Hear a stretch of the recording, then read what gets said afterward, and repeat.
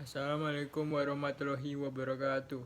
Nama saya Adi Widya Trivillantoro dengan NIM 2021 0508 dari Prodi Broadcasting ingin membawakan wawancara untuk tugas ujian akhir semester Pendidikan Agama Islam.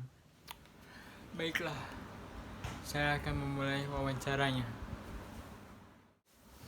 Baiklah, saya akan memulai wawancaranya. Saya bersama dengan siapa Bu namanya Bu? Ibu Citra Dari mana Bu? dari Komplek PAP. Iyalah, yang Kasepura. Ya, Baiklah, saya akan menanyakan pertanyaan pertama. Bagaimana menurut Ibu wujud perilaku cinta produk Indonesia? wujud itu maksudnya apa? Produk Indonesia. Produk Indonesia itu yang utama, kita harus bangga dengan produk sendiri, itu produk dari Indonesia, karena kita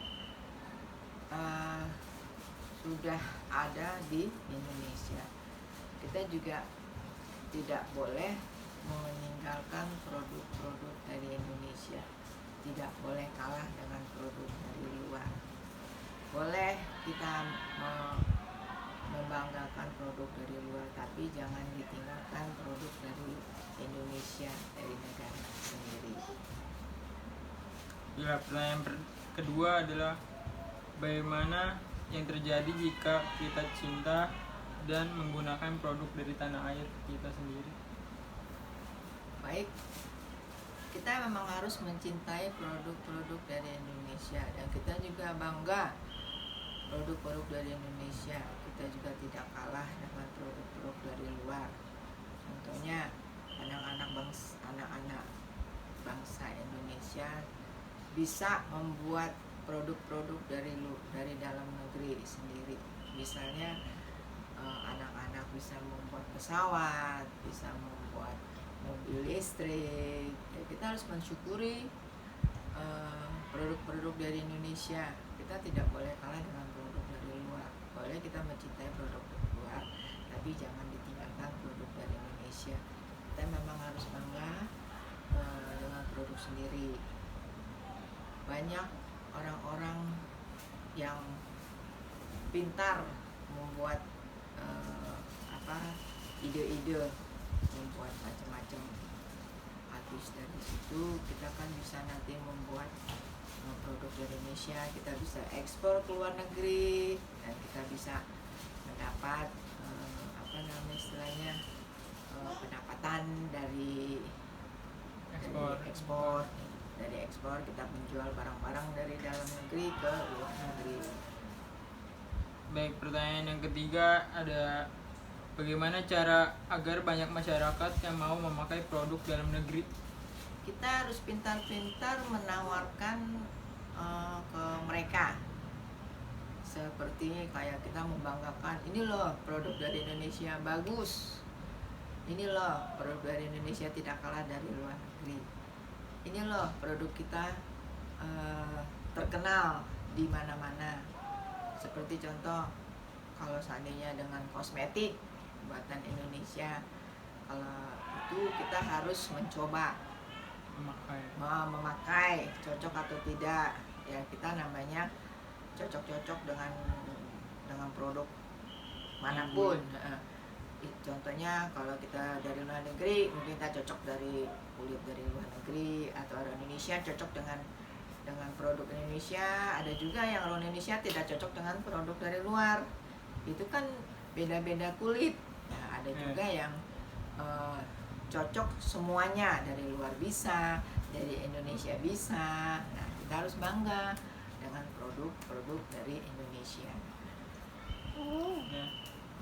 Baiklah, terima kasih Bu Citra atas waktunya. Sama-sama. Baiklah, sekarang beralih ke pertanyaan narasumber yang kedua, yaitu dengan siapa namanya? Bono. Rumahnya di mana? Tinggal Di Komplek Angkasa Pura 2, Tangerang. Tangerang. Baik, pertanyaan pertama yaitu bagaimana dampak perekonomian jika kita cinta dan menggunakan produk tanah air? Ya, yang jelas kalau kita membeli barang dari seseorang, maka kan uang itu masuk ke seseorang itu. Kalau orang itu orang warga negara Indonesia, maka uang yang kita belanjakan itu akan bergulir atau berputar di Indonesia. Tetapi kalau uang itu kita belikan ke impor ini barang-barang impor, walaupun orang itu orang Indonesia, tapi kan uang itu kan dibelanjakan kan ke luar negeri barangnya.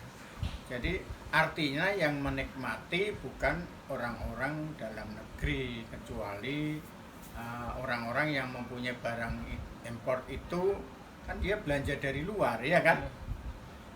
Jadi artinya kalau kita cinta produk dalam negeri atau tanah air ya lebih bagus karena yang itu yang harus dilakukan oleh